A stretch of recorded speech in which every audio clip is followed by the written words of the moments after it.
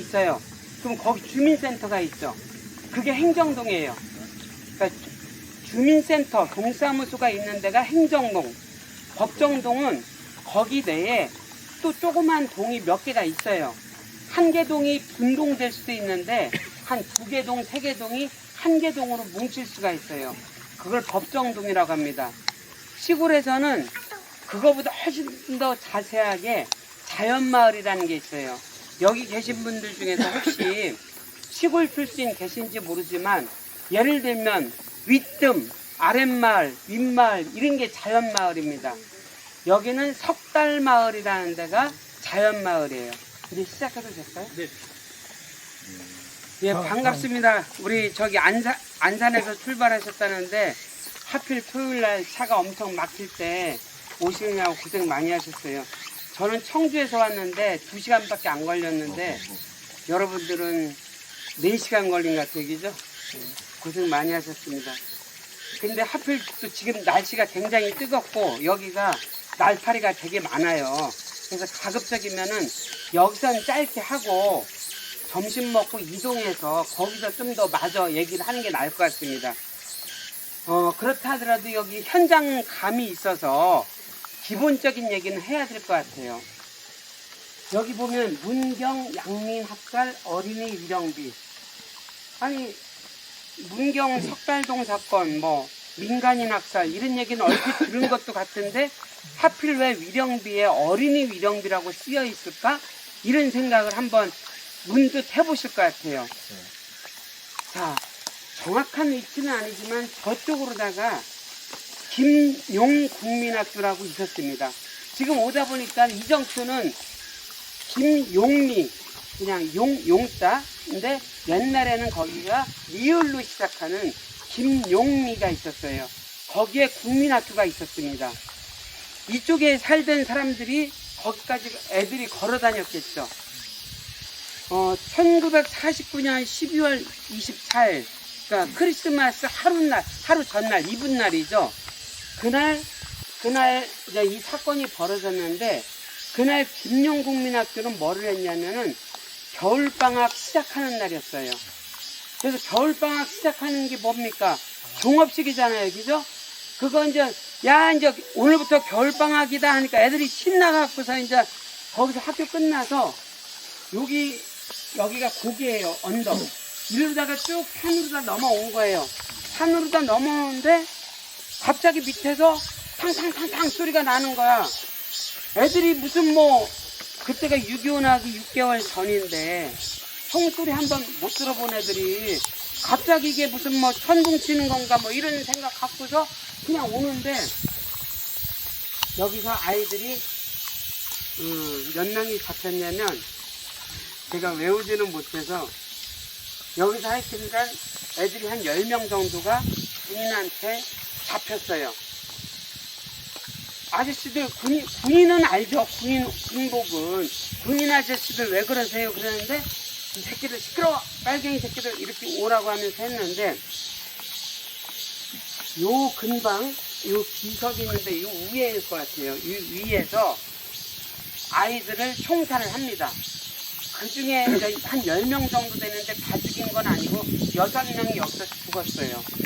근데 요게 있기 한 1시간 전에, 즉 1949년 12월 24일 날 낮 12시경에 저 밑에 논이니까는 여기서는 안 보일 것 같아요. 저 밑에 지점.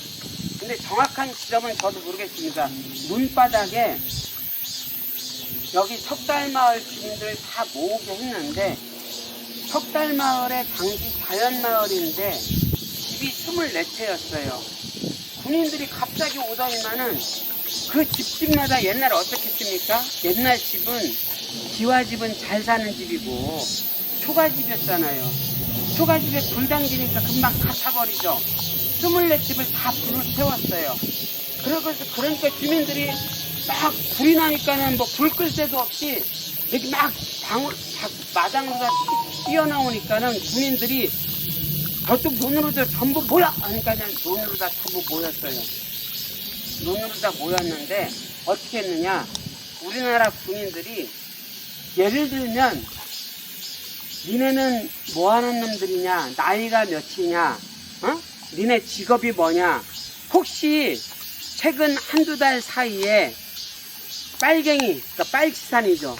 빨치산들이 내려왔었느냐, 밥을 해달라고 했느냐, 그 사람들한테 길 안내를 해줬냐, 이렇게 코치코치 물은 게 아니라 거기 논바닥에 24가구에서 나온 사람들을 전부 모아놨어요. 그러고서는 사방에다가 군인들이, 군대 대부분 갔다 오셨죠. 엎드려 싸를 시킨 거예요. 엎드려 싸 조준하기 쉽잖아요, 그죠? 앉아 싸, 서서 싸보다 훨씬 안정적인 조준 사격이 가능한 게 엎드려 싸인데, 엎드려 싸. 그 다음에 기관총을 설치했어요. 기관총. 예, 바주카포를 설치했어요. 바주카포, 기관총, 소총도 마찬가지지만 그 정도면은 인민군, 적하고 싸우는 수준이에요. 근데 그때는 인민군이 없었죠. 6.25 나기 6개월 전이니까.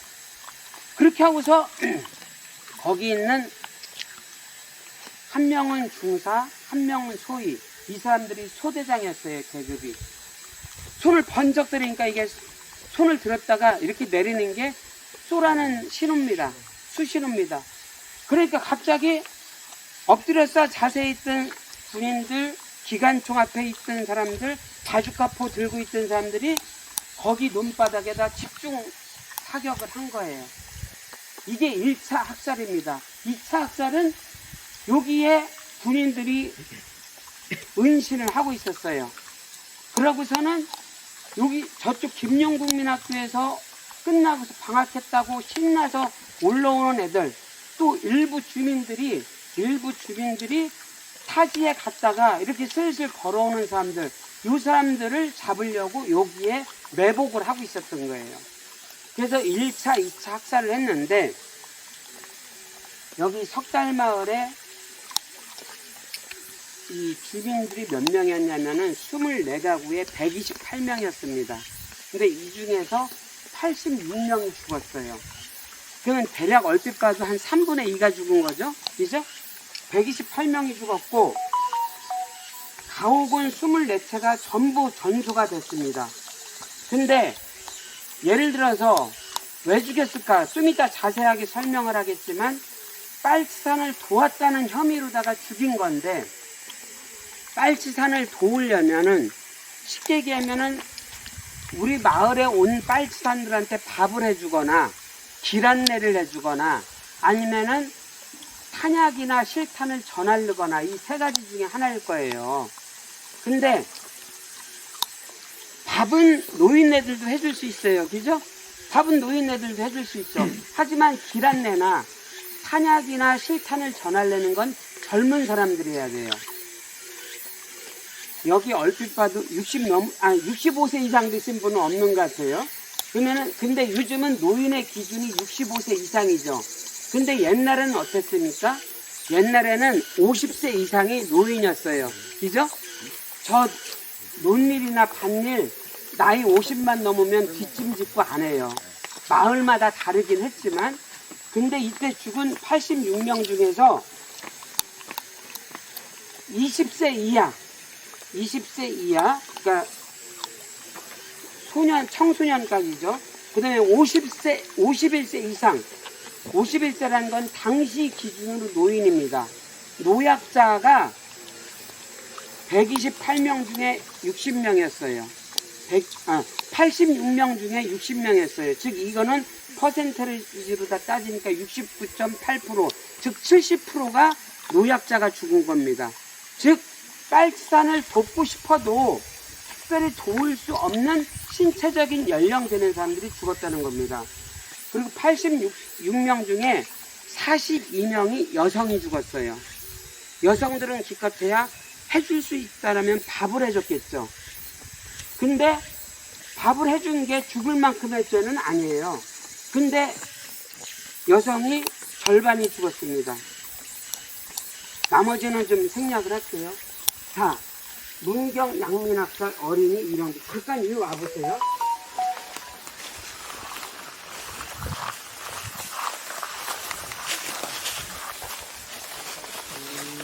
위에 보시면 15세 미만 어린이 피약자이자 명단 당시 나이예요.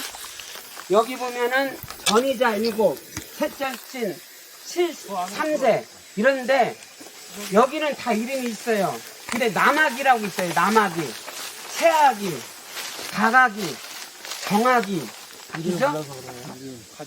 황아기. 이게 왜일까요? 일단 지금 말씀하신 게 가죽이 몰살해서, 그죠? 가죽이 몰살하면 이름을 모를까요? 여긴 자연마을이에요. 그 채씨 집성촌이에요. 채씨 집성촌이라고 해서 채씨들만 산 건 아닌데 24가구면은 쉽게 얘기하면은 저쪽 집 수저 젓가락이 몇 개 있는지도 알아요. 이 집이 이불이 몇 채가 있는지도 다 알아요. 애기 이름을 모를 수 있을까요? 뭐냐면은 옛날에는 애를 낳는데 병이나 이런 걸로다가 일찍 죽으니까 한 2돌 지나기 전까지는 출생 신고를 안 했어요. 그냥 아기야 아기야 이렇게 했던 거야. 이름이 없었던 거예요. 근데 여기서의 한 살이라는 거는 집 나이예요. 당시 나이라는 게 집 나이예요. 요즘 윤석열 나이는 생일이 돌아와야지 만 1년이 돼야지 한 살이죠. 그러니까 쉽게 얘기하면 영세라는 0이라는 건 숫자가 없는 거니까 몇 개월이에요. 즉 돌이 안 된 애들이 5명이었어요. 그래서 이름을 못 쓰고 남아기, 채아기, 박아기, 정아기, 황아기 이렇게 쓴 겁니다. 그나마 이름 들어간 2살, 3살짜리는 한 만 12개월, 24개월이라고 살아본 아이들인데 여기 아기라고 쓰여져 있는 아이들은 12개월을 못 살은 애들입니다. 어떤 경우를 생각을 해보더라도 이 마을의 주민들이 빨치산을 걷거나 여기 있는 주민들 중에서 일부 청년들이 자신의 확고한 신념으로 사회주의 사상이나 진보적인 사상으로 빨치산에 합류를 했다 하더라도 그러면은 그 사람을 잡아서 죽이든지 아니면 그 사람의 가족을 체포를 해서 저 인근에 있는 한국지서나 문경 경찰서로 연행을 해서 조사를 하고 이렇게 할 수는 있지만, 그죠? 만 12개월도 안 된 아기들을 집단으로 학살했다라는 게 이건 이해할 수가 없죠. 지금 이 비석을 도대체 왜 세웠냐? 86명이 죽었는데 그 중에서 15살 미만 어린이 명단을 세우고 그걸 특별히 기리는 비를 세운 겁니다. 저 위에는 그냥 올라가는 건 생략하도록 하겠습니다. 네. 저거는 유춘도라는 분이 이 아기들이 특별히 아기들이 죽은 거를 추모하면서 세운 시비예요. 시의 비. 근데 유춘도 씨는 뭐냐? 6.25 때 인민군의 종군 간호사를 했던 사람이에요. 종군 간호사를 했는데 간호사는 말 그대로 총을 들고 싸우는 사람이 아니에요. 종군 간호사는 갑자기 만약에 대한민국 군인이나 유엔군이 다쳐서 쓰러져 있으면 그 사람들 치료하는 사람이 간호사 의사예요. 그죠? 히포크라테스 선서를 하는 사람이잖아요. 근데 그 사람은 어쨌든 우여곡절 끝에 종군 간호사로다가 일을 했던 사람인데 이 사실을 알고 특히 86명 중에 5명이 이름도 없는 한 살 만에 12개월 미만의 아기들이 죽었다라는 슬픈 사연을 듣고서 저기다 시비를 세운 겁니다. 여기가 그나마 그늘이 있으니까 여기 그늘에 서서 여기서 얘기하기가 편할 것 같습니다. 86명 죽이는 거는 일도 아니겠죠. 완전 부당한 군인 76명이죠. 그것도 소총만이 아니라 기관총, 바주카포로도 했는데, 자, 이 사람들은 어떤 정보를 얻은 거냐? 거기에는 2등병, 1등병, 상병, 병장이 있었겠죠. 그죠? 그럼 아까 얘기한 중사랑 소위는 소대장이었어요. 근데 진실화해위원회라고 노무현 대통령 때 만드는 국가기구에서 이걸 조사하다 보니까는 여기에 참여했던 군인들한테 구술을 받았는데 여기에 오든 일반 병도 있잖아요. 왜 오는지 모르는 거예요. 광주항쟁 때 거기에 투여되는 공수부대 군인들이 광주를 왜 가는지 모르고 이게 평양 가는 줄 처음에 알았던 사람들도 있어요. 근데 이렇게 밑에를 비행기에서 밑에를 보니까는 너무나 낯이 익은 동네야. 아, 평양 가는 게 아니구나라는 것만 알았던 거죠. 광주에 가는 게 아니라. 광주는 몰랐고, 그죠? 근데 여기도 군인들이 여길 왜 오는지 몰랐던 거야. 예를 들면은 우리가 지금 산곡면 석달마을, 석곡리 석달마을을 가는데 여기에 빨치산들이 하도 침몰을 하고 주민들이 거기에 협조를 한다. 그래서 그 혐의자들을 우리가 체포하러 간다. 이렇게 설명을 한 게 아니라 그냥 간 거야. 그냥 와서 집집마다 불을 지를 때도 모르는 거야.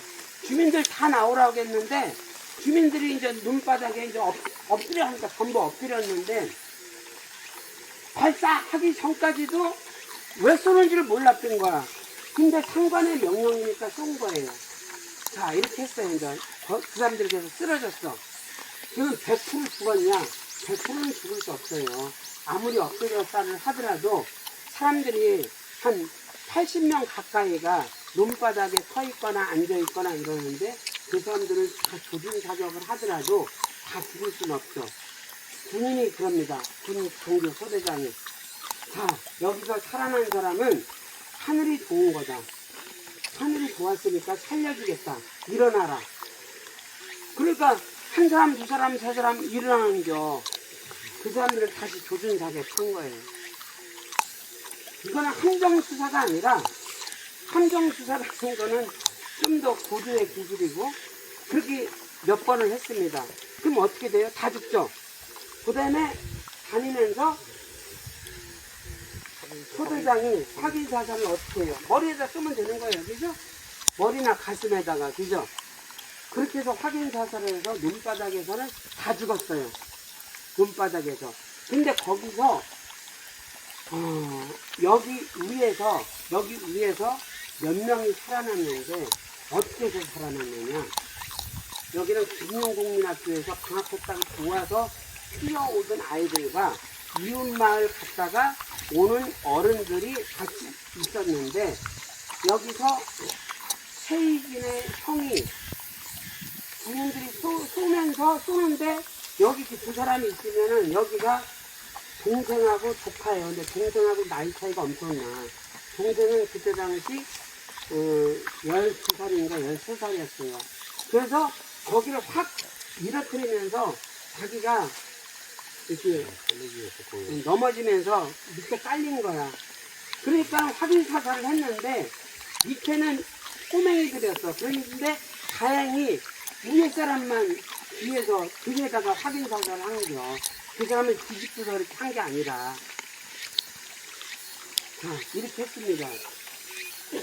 자, 이러고 나서 어쨌든 아까 이야기했듯이 그냥 얼핏 생각을 해보더라도 여성이 86명 중에 42명이 죽었고 깐난아기들이 5명이 죽었고 이래저래 했고 그 다음에 노약자가 70%가 죽었다라고 하면 이거는 빨치산을 특별히 도울 일도 없었고 도울 나이도 아니고 그리고 만약에 좋았다라고 하면 이 사람들은 이미 산으로 도망을 갔겠죠. 그죠?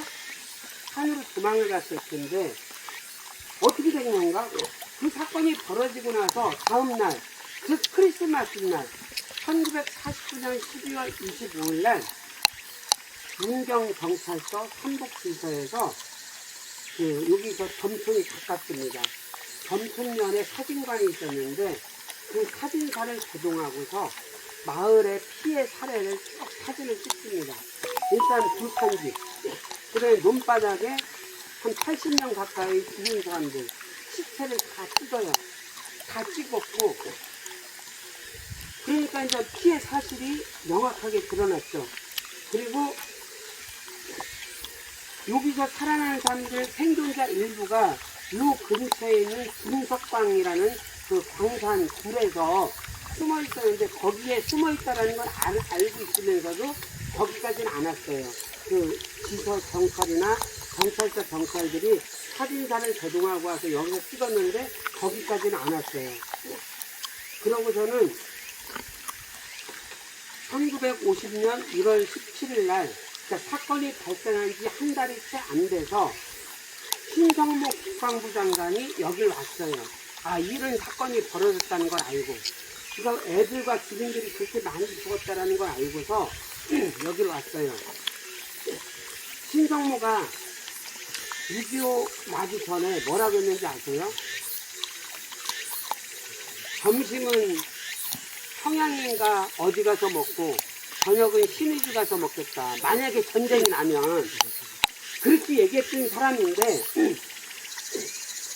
여기에 사건이 발생한 날로부터 한 달도 채 안 된 1950년 1월 17일 날 여기 와서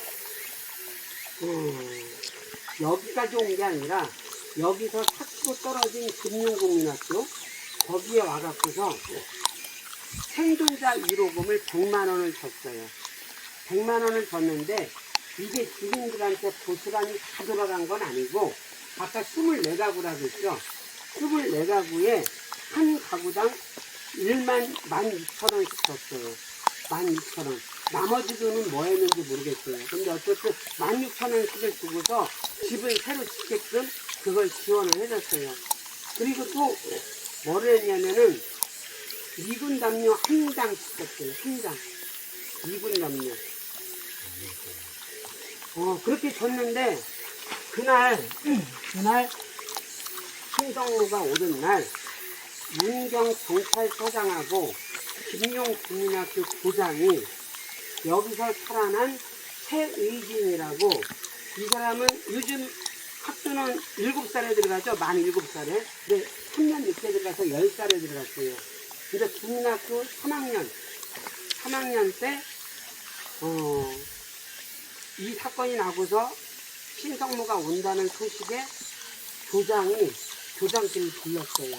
이 초등학교 3학년, 국민학교 3학년에서 야, 좀 이따가 국방부 장관이 올 건데 국방부 장관이 와서 이 마을에서 무슨 일이 있었냐고 하면 잘 모르겠는데요. 이렇게 얘기해라.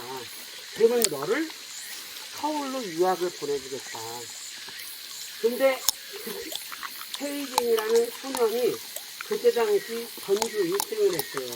공부는 굉장히 잘했는데 집안은 너무 어려워서 뭐 서울은 꿈도 못 꿨어요. 꿈도 못 꿨는데 어쨌든 갑자기 교장이 그러는 거예요. 순간 서울로 대학교까지 가고 싶은 욕망이 불끈 들었는데 여기서 형이 총에 맞아서 죽고 피를 철철 흘리는 걸 봤어요.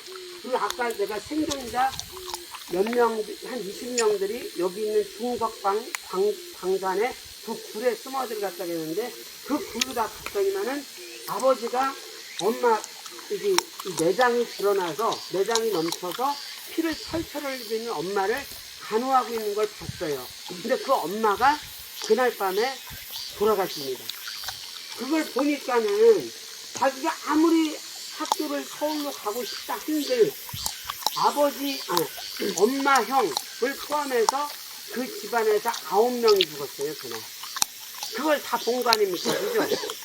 그랬는데 어떻게, 무슨 일이 있었는지 모르겠다라고 어떻게 얘기합니까? 저는 그렇게 얘기 못 하겠습니다. 그래? 그럼 너 가. 그렇다고서 신성모가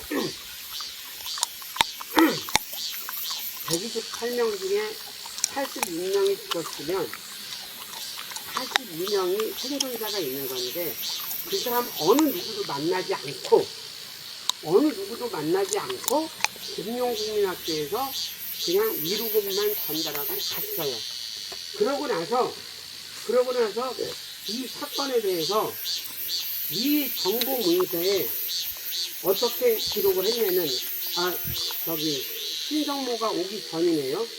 사건 발생한 날로부터 6일 후인 12월 30일 날 직후보고서에 어떻게 여기 사건이 되냐면은 1989년 12월 24일 약 70명의 게릴라라는 건 빨치산을 얘기하는 겁니다. 70명의 게릴라들이 석곡리 석달마을에 침입하여 주민 86명을 죽이고 가옥을 24채를 불질렀다. 피해 사실은 맞게 했어요. 피해 사실은 아주 정확하게 했습니다. 근데 총 쏜 사람 가해자를 대한민국 군인이 아니라 빨치산으로 돌렸어요. 이 얘기가 언제까지 계속 관공서나 검찰, 경찰, 군인들이 그거 총 쏜 거는 군인이 쏜 게 아니라 빨치산, 빨갱이가 쏜겨. 이게 87년 6월 항쟁전까지 계속 있었던 겁니다. 근데 그 중간에 잠깐 무슨 얘기를 해야 되냐면은 여기서 살아는 아까 소년 최희진 국민학교 3학년 나이는 3살 비록 많았지만 그 3살짜리가 그 트라우마를 극복을 못한 게 아니라 트라우마는 돌아가실 때까지 있었지만 이 사건에 대한 진실규명을 내가 반드시 해야 되겠다 이렇게 했어요. 약간 에피소드이긴 하지만 여기서 살아난 아버지가 내가 언제 죽을지 모르고 죽기 전에 며느리를 봐야 되겠다고 해서 국민학교 6학년 때 얘를 결혼을 시켜요. 근데 그 첫 번째 부인이 몇 년 못 살았어요. 그래서 죽었어. 그런데 결혼을 시켰어. 고등학교 때. 되게 옛날 어르신들의 생각인데 특히 이 집안이 배 하나 빼고 다 죽다 보니까 배를 이어야 되겠다는 욕심 때문에 그랬던 것 같아요. 근데 어쨌든 최희진은 아버지의 그 한 맺힌 소원을 안 들어드릴 수가 없으니까 그냥 한 거예요. 그렇게 했는데 어쨌든 이 사람이 어떻게 했냐면은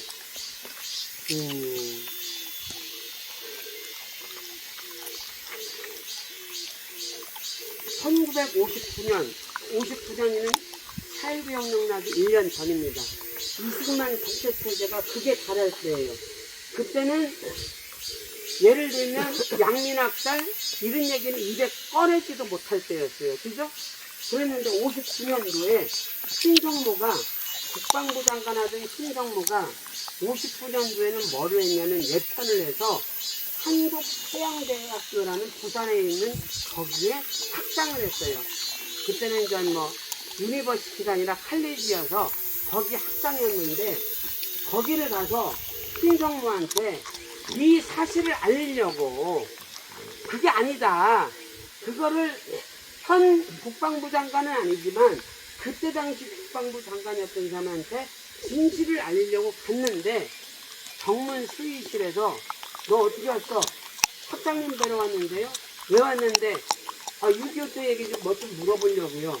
새끼가 그런 거 갖고는 여기 오지도 못해. 그래서 쫓겨났어요. 다음날 또 갔어요. 또 입장 불가.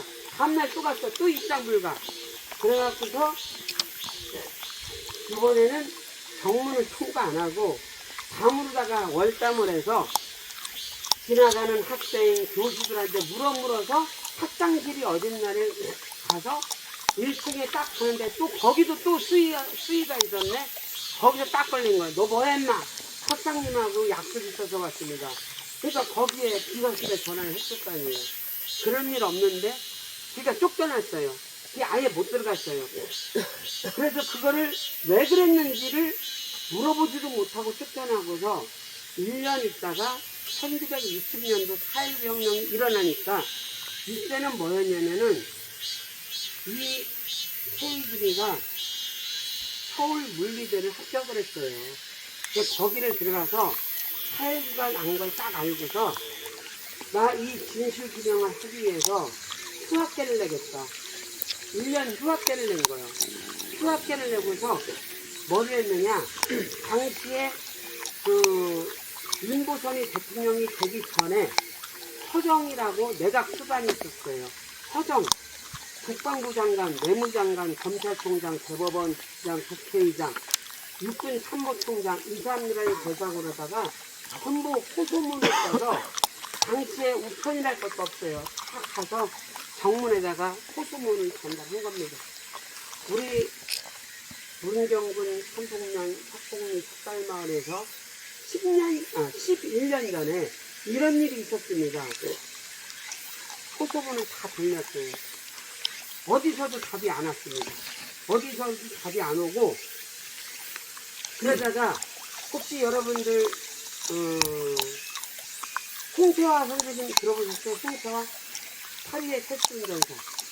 이분이 남민전 1979년도에 있었던 남조선 민족해방전선위원회 사건으로다가 이런 구속이 됐다. 그때 그분이 무기징역을 받았나? 하여튼 그랬던 분인데, 이때 사형 선고를 받고서 사형이 집행된 건 아니고, 사형 선고는 집행이 됐는데, 선고는 받았는데 집행이 되기 전에 고문 후유증으로 81년도에 죽은 이재문 선생이라는 분이 있었어요. 이재문 선생이 1960년 4.19 혁명이 일어났었을 때 대구일보 기자였었습니다. 대구일보 기자가 세이진을 찾아왔는데 왜 찾아왔느냐? 4.19 혁명이 일어나고 나서 세이진이 아까 얘기했듯이 1년간 휴학계를 내고서 허정 국방부 장관한테 쭉 호소문을 썼듯이 전국의 신문사에 이 사실을 전부 보냈어요. 그래서 보도를 해달라고. 예를 들면 조선일보, 동아일보, 한국일보, 중앙지뿐만이 아니라 지역에 알고 있는 신문사들한테 다 보낸 거야. 근데 유일하게 대구일보에서만 온 거야. 대구일보가 진보적인 신문이었어요. 그래서 취재를 해서 자세하게 보도를 했어요. 근데 그 후에도 거기밖에 보도가 안 됐어. 근데 이 보도한 사람은 어쨌든 81년도에 돌아가시죠. 그렇게 해서 4.19 혁명 이후에, 그렇지만 여기만이 아니라 경주, 경상북도 경주, 대구 이러저러한데 경상남북도를 중심으로 해서 6.25 때 대한민국 군인의 죽은 국가폭력에 의해서 죽은 사람들의 유족들이 들고 일어났습니다. 그래서 유족회를 만들어서 유해 발굴도 하고 이거 피해 보상을 해달라, 진실규명을 해달라고 해서 이거를 국회에다가 전부 진정을 했어요. 그래서 여기 문경 사건도 국회 조사장이 여기 왔었습니다. 그때는 와서 조사를 해서 국회에서 이거에 대한 특별법을 만들겠다라고 하는 찰나에 61년 5월 16일 날 박정희가 군사 쿠데타를 일으킵니다. 거꾸로 이번에는 진실규명한 사람들을 다 잡아들여요. 그래서 한 명이 옥중에서 죽습니다. 근데 여기 아까 청년 세이지는 이걸로 수배가 돼요. 이렇게 하고 나서 60년도에 잠깐 반짝하고서 87년까지 아무 소리 못합니다. 그러다가 최희진 선생이 서울 물리대를 나오고서 국민학교 선생으로 발령이 나서 22년 동안 국민학교 선생을 합니다. 그러다가 86년도에 87년 6월항쟁 있기 전이에요. 86년도에 뭐냐면은 교사는 20년만 근무하면은 연금이 나와요. 생활이 안정이 돼요. 그래서 내가 더 정년퇴직을 하는 게 아니라 이제는 학교 교사를 20년 했으니까 연금도 나오니까 이걸 그만두고 진실규명을 하겠다. 근데 그렇게 연금이 나오더라도 최소한의 또 생계가 있어야 되니까 서각이라는 걸 합니다. 서각이라는 건 뭐냐면은 나무에다가 글씨를 새기는 겁니다. 다른 사람이 붓글씨로다 쓴 글씨를 거기다 붙여놓고 그걸 새기는 거예요. 그걸 서각이라고 하는데, 이 사람이 어릴 때 나무 도장을 파서 이렇게 해준 경험이 있어요. 그래서 그 경험을 토대로 해서 86년도에 서각을 했는데 이 사람이 10년도 안 돼서 전 세계적인 서각가가 됩니다. 그래서 중국에서는 명예교수까지 돼요, 이 사람이. 근데 어쨌든 86년부터 하다가 87년도 민주학쟁이 이루어졌는데, 그렇다 하더라도 난민학살, 민간인 학살 문제는 제대로 이야기가 안 됩니다. 그러다가 어떻게 됩니까? 말지가 들어서요. 말지. 그래서 지금은 오마이뉴스 대표 기자는 오연호 씨가 말지 사장을 했는데 이 사람이 유교 때 죽은 미군에 의한 학살을 계속 이제 쭉 취재를 합니다. 그러다가 그 사람이 그걸 하는데 정의상이라고 63년생 정의상한테 너는 대한민국 군인경찰한테 죽은 사람 사건을 취재해봐라. 그래서 99년도에 여기를 정의상이가 8.19 혁명 때 대구일보 기자였던 이재문 씨가 최초 보도를 했다라면 8.19 혁명 이후에 최초로 1999년도에 이 사건을 보도가 합니다. 그때부터 쭉 공론화가 되다가 2000년도에 전국의 중고적인 역사학자, 그 다음에 유족회, 성직사학자, 목사, 신부님들, 시민단체 하는 사람들이 한국전쟁 전후 민간인 학살 진상규명 전국민위원회라는 걸 만듭니다. 저희 충북에서는 2년 후인 2002년도부터 만들어져서 저는 진상규명운동을 지금 23년째 하고 있는데 어쨌든 2000년도에 전국 조직이 만들어지면서 이 최의진이라는 분이 유족회 대표를 합니다. 유족회 대표를 하다가 2005년도 노무현 대통령 때 과거사법이 만들어집니다. 과거사법이 만들어져서 여기 사건이랑 한평 사건이 최초로 조사를 해서 진술규명이 됩니다. 진술규명 어떻게 됐느냐? 사실대로 됐어요.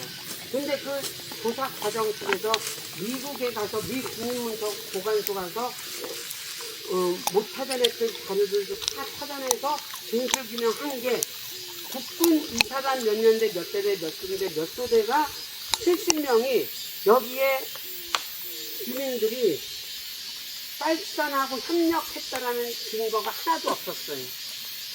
근데 주민들을 전부 모아내서 여기서 두 개 지점에서 86명을 총살을 했다. 가옥 24채를 불질렀다. 이거를 다 진술규명한 겁니다. 그 다음에 4.19 때까지 은폐하려고 했던 군의 수도, 국방부의 수도, 그 다음에 이런 것도 경찰의 수도도 다 발견했어요. 그렇게 해서 진술규명이 됐어요. 진술규명이 됐고 노무현 대통령이 6.25 전쟁 전후에 민간인 학살 사건은 여러 개가 있습니다. 미군 폭격이나 지상군의 총으로다가 죽인 사건이 있고 보도연맹 사건이 있고 형무소 사건이 있고 그렇게 진정에 의한 후벌 과정 속에서 발생한 사건들이 있는데 대표적으로 울산 국민보도연맹 위령제 때 보도연맹 사건의 사건과 관련해서 국가를 대표해서 사과를 했지만 그거는 비단 보도연맹 사건만 사과한 게 아니라 한국전쟁 전후 민간인 학살 사건을 전부 사과를 했어요. 자, 그럼 이제 끝난 거냐? 우리 한번 생각을 해봅시다. 우리가 어디 가다가 교통사고 죽거나 나서 죽거나 아니면은 뭐 그냥 사소한 시비 끝에 갑자기 길을 넘어서 뇌졸중 걸려서 죽었어. 그러면 가해자가 사과를 하겠죠? 사죄를 하겠죠? 그러면 끝납니까? 그렇지 않죠. 아무리 교통사고라도 그 사람은 무조건 교도소에 갑니다. 최소 6개월은 살아요. 최소, 그죠? 그리고 민사 합의를 봐야 돼요. 보험 말고 민사 합의를 봐야 된다고. 근데 그런 우발적인 사건, 교통사고가 아니라 대한민국 군인 경찰이 아무런 절차도 없이 재판도 없이 군인 86명을 학살을 해놓고 그것도 한참 후인 노무현 대통령이 아무 이해관계도 없는 노무현 대통령이 국가를 대표해서 그때 죄송했습니다. 사과드립니다. 하면 끝나요? 아니죠. 가해자 처벌, 피해 배보상이 돼야 되죠. 근데 가해자는 처벌할 수가 없어요. 다 죽었기 때문에. 일부 살아있어도 그거는 누가 반대해? 지금의 국민의 똥 전신인 한나라당에서 결사반대입니다. 그러니까 그 법은 통과가 못했어요. 보상을 해줘야 되는데 보상도 안 돼. 왜냐? 과거사법을 만드는데 한나라당에서 피해 배보상 결사반대 했습니다.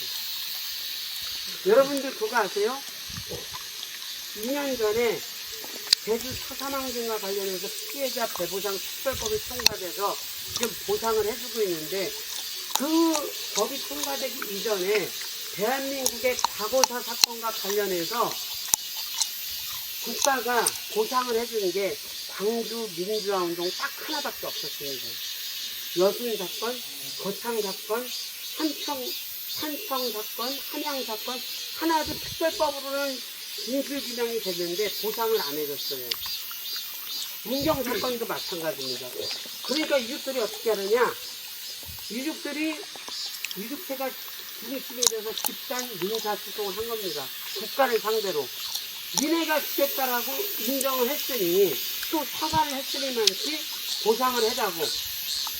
자, 그래서 2008년부터 지루한 법정투쟁이 벌어지는데 다 생략을 하고 1심, 2심에서 유족회가 패소를 합니다.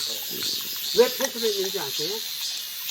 노무현 대통령 때 만드는 진실사회위원회에서 이거는 대한민국 국민이 쏜 거다라고 진실규명을 했거든요. 근데 사법부에서 지방법원하고 고등법원에서 그건 믿을 수가 없다. 확실하지가 않다. 이렇게 한 거예요. 아니, 왜냐? 그쵸? 그때 이명박 박근혜로 바뀐 거예요. 이명박 박근혜로. 그러니까는 그걸 믿을 수 없다는 거예요. 국가가 조사를 했는데. 그 다음에 미국에 가서서 미 국민문서 보관소에서 나온 미군 자료에 이거는 몇 사단 몇 년대 몇 중대 몇 소대가 했다라고 했는데 미군 자료도 못 믿겠다라는 거예요. 말이 돼요? 그 다음에 두 번째가 설령 그렇다 하더라도 그걸 인정한다 하더라도 만분지 1 인정을 한다 하더라도 그때 당시에는 이 근방에 사이트산들이 출몰해서 사이트산들을 체크하는 과정 속에서 목적을 구분하지 못하고 실수로 그랬기 때문에 그거를 책임진다라는 건 말이 안 된다. 이렇게 얘기를 한 겁니다. 이게 말인지 방구인지 모르지만 여러분들 잘못 생각하면은 이건 6.25나기 1년 전, 6개월 전이지만 6.25 났었을 때도 엄청난 많은 사건이 있었죠. 뭐 노건리 사건이 우리는 뭐 대표적으로 노건리만 알고 있지만 대한민국의 제2, 제3의 노건리 사건이 2002년도 기준으로 그때까지 밝혀진 것만 171개입니다. 사건으로. 그러면 300개가 넘는다는 얘기예요. 그거, 보도연맹, 전국에 어마어마한 사건들이 있었는데, 아이, 전쟁 나면은, 군인들이 지금 인민군하고 싸우고 죽느냐, 죽이느냐, 이런 찰나에 그 민간인들, 양민들 실수를 죽일 수도 있는 거지. 뭐, 그거 갖고 뭐라고 그냐?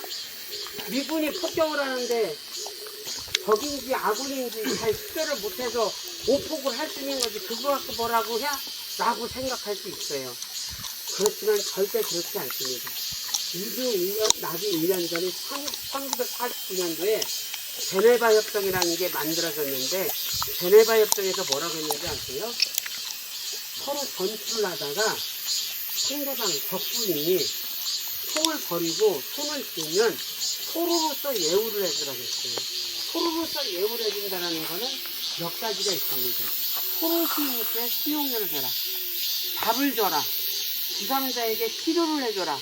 그 다음에 전쟁이 완전히 끝난 다음에는 본국으로 보내줘라. 이게 원칙입니다. 대한민국도 제네바 협정에 가입을 했어요. 근데 아무리 전쟁 중이라 하더라도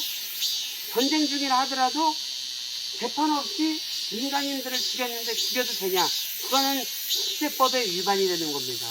국내법 말고 국제법에 위반이 되는 거고 그런 겁니다. 그래서 그걸 생략하고 한 가지만 딱 말씀드리고 밥 먹으러 가도록 하겠습니다. 여기에 양민학살이라고 쓰여 있죠. 여러분들 양민학살 아무 의심 없이 이렇게 생각을 하셨을 거예요. 근데 여러분들이 4시간 동안 와서 지금 배도 뚫뚫 긁으면서 얘기를 들었는데 요 개념만 정확하게 알고 가셔도 아 오늘 역사답사에 의미 있는 자리였다라고 생각을 할 것 같습니다.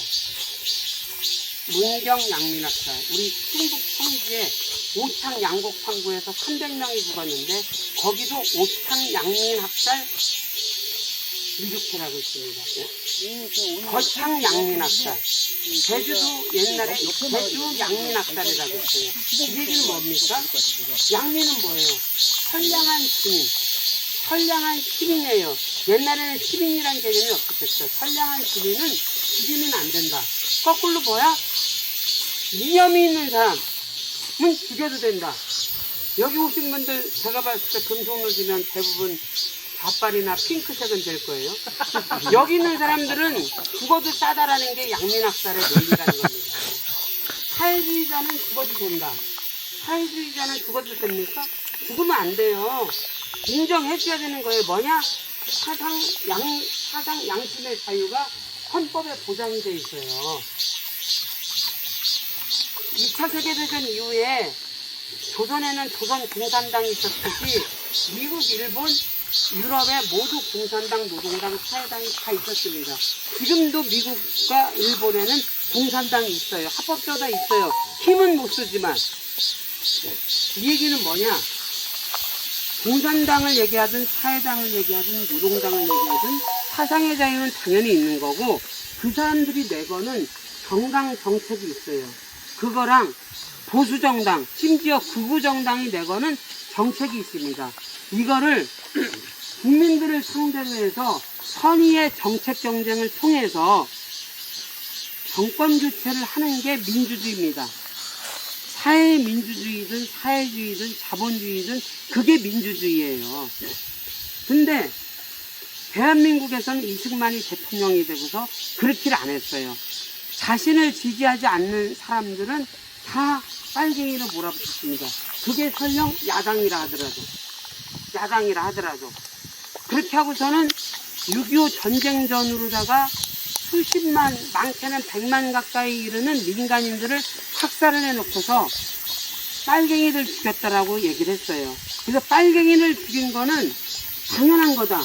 그거는 어쩔 수 없는 거다라는 논리로다가 87년 6월 항쟁까지 왔는데 거꾸로 피해자들도 그 대한민국의 국가폭력의 논리에서 그 트라우마에서 못 벗어나서 민간인 학살이라고 얘기하거나 국가폭력에 의한 희생자, 피해자라고 하면은 빨갱이로 몰릴까봐 양민학살이라고 얘기를 한 거예요. 우리 아버지는 정말 아무 죄도 없는데 미군 비행기가 갑자기 와서 폭격을 하는 바람에 죽었어. 정말 양민이지. 선량한 사람이지. 근데 보도연맹 사람들, 특히 형무소에 있다가 죽은 사람들은 다 사회주의자야. 이 사람들은 뭐 죽을 만한 죄를 졌기 때문에 죽었네. 이렇게 얘기를 하죠. 미군에 의한 사건 유족들, 노근이 유족들은 그렇게 얘기를 해요. 근데 거꾸로 보세요. 보도연맹 유족들은 어떻게 얘기하는지 아세요? 보도연맹 유족들은 우리 아버지는 아무 죄도 없고 도장 잘못 찍었다가 6.25 나서 전부 끌려가서 죽었어. 근데 미군이 작전상 적군인지 아군인지도 모르고 폭격을 해서 옷복해서 죽은 건 어쩔 수 없는 거지. 그거 갖고 뭐라고 하면 안 되지. 또 이렇게 얘기를 하고 있어요. 다 그게 양민학살의 논리입니다. 네. 여기 계신 분이 너무 길다 빨리 끝내라고 했는데 여기 계신 분이 6.25 전쟁 전에 분명히 남로당 활동을 했을 거예요. 그래서 무기징역을 받고 청주형무소에 있었어요. 예를 들어서. 그럼 이 사람은 죽어도 싸냐? 죽어도 싼 게 아니에요. 사형 선고를 받아서 그게 집행이 됐으면 어쩔 수 없지만 무기징역 10년, 20년, 2년, 3년은 그만큼 옥중에서 살다가 나오면 자연인으로서 살 수 있는 거예요. 근데 그 사람들을 전부 몰아서 죽인 거예요. 이게 빨갱이 논리인데 거꾸로 피해자들이 양민학살 논리로다가 이야기를 했지만 그건 정말 잘못된 거다. 민간인 학살이 맞는 거다. 민간인인데 죽였다. 이게 국가폭력이다. 이렇게 이해를 하시면 좋을 것 같습니다. 감사합니다.